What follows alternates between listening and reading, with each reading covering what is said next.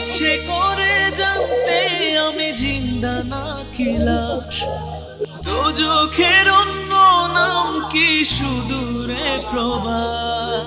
কে বলবে এই যুবকের একসময় স্বপ্ন ছিল সংসারকে একটু সচ্ছল করার, বৃদ্ধ বাবা মায়ের মুখে হাসি ফোটানোর। সেই স্বপ্ন নিয়েই মাদারীপুরের এই যুবক 2.5 বছর আগে পাড়ি জমিয়েছিলেন ইতালিতে। আর আজ খবর পাওয়া গেল তার খণ্ড বিখণ্ড লাশের। আমার এক সম্ভব ছিল আমার বাবার লাশটা যখন আমি আনতে পারিতেছি, এই ব্যবস্থা করে সরকার করে, আর আমরা বাঁচতে থাকতে পারি যেমন এই দাবিটা। রাজৈর উপজেলার পাখুল্লা গ্রামের সাগরবালা অভি বাবা মায়ের আদরের একমাত্র ছেলে, তাই ভরসার সবটুকুই ছিল তার কাঁধে। কৃষক বাবা কুমুদবালা 18 লাখ টাকা খরচ করে ছেলেকে পাঠিয়েছিলেন বিদেশে। ভেবেছিলেন এই ছেলেই একদিন হাল ধরবে পরিবারের। তাই তো ইতালির স্প্লেটো শহরের একটি রেস্টুরেন্টে কাজও শুরু করেন অভি। প্রতিদিনের পরিশ্রমে টাকাও পাঠাতে থাকেন দেশে। ধীরে ধীরে ঋণের বোঝা হালকা হতে শুরু করে। কিন্তু ভাগ্যের নির্মম খেলায় 18 সেপ্টেম্বর থেকে হঠাৎ নিখোঁজ হয়ে যান অভি। কোথাও মিল ছিল না তার খোঁজ। শেষে ইতালি প্রবাসী মামাতো ভাই শুভবালা থানায় জিডি করলে তদন্ত শুরু করে ইতালি পুলিশ। আপনার প্রিয় কাপড়ের যত্নে এলো এনজাইম সমৃদ্ধ Arik silver wash detergent powder, 500 গ্রাম মাত্র 70 টাকা। প্রিমার্ক।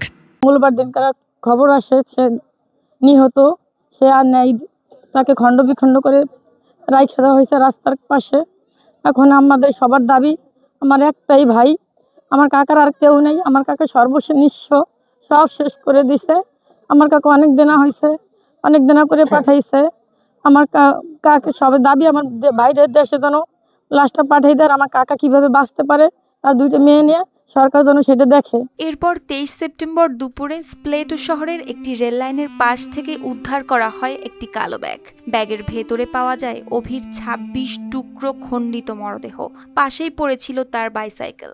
ইতালির পুলিশের প্রাথমিক তদন্তে জানা যায় ধারালো অস্ত্র দিয়ে নির্মমভাবে হত্যা করা হয়েছে তাকে। তারপর মরদেহ টুকরো টুকরো করে ব্যাগে ভরে ফেলে রাখা হয় রেল লাইনের পাশে। অনেক কষ্ট দিয়ে মারা হয়েছে, যা এই পৃথিবীতে এরকম কষ্ট জানি আর কেউ না পায়।